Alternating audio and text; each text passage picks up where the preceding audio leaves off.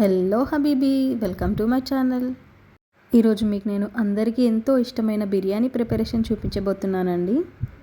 ఈ బిర్యానీలో ఒక స్పెషాలిటీ ఉందండి. బిర్యానీ ఈరోజు మా హస్బెండ్ చేశారు. మనం బిర్యానీ ప్రిపరేషన్లోకి వెళ్ళిపోదామండి.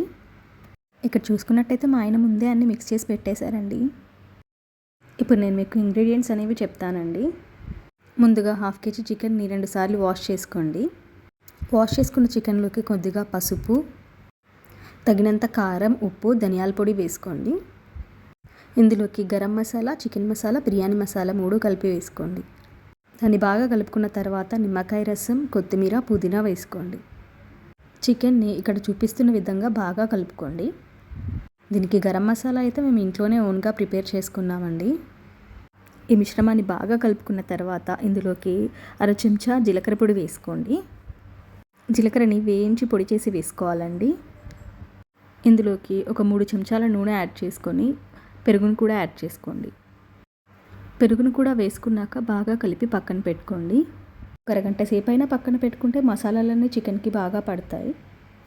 చికెన్ని పక్కన పెట్టుకున్నాక 4 కప్పుల బాస్మతి బియ్యాన్ని తీసుకొని 2 సార్లు బాగా కడిగి తగినన్ని నీళ్లు పోసి పొయ్యి మీద పెట్టుకోండి. అందులోకి కొద్దిగా షాజీరా, బిర్యానీ ఆకు, దాల్చిన చెక్క, లవంగాలు, కొద్దిగా అల్లం పేస్ట్ వేసుకోండి.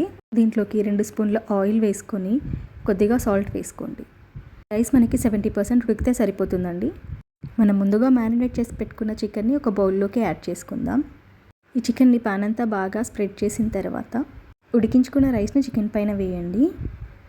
ఇలా ఈవెన్గా స్ప్రెడ్ చేసుకున్న తర్వాత ముందుగా ఫ్రై చేసి పెట్టుకున్న ఆనియన్స్, కొత్తిమీర, పుదీనా వేసుకోండి.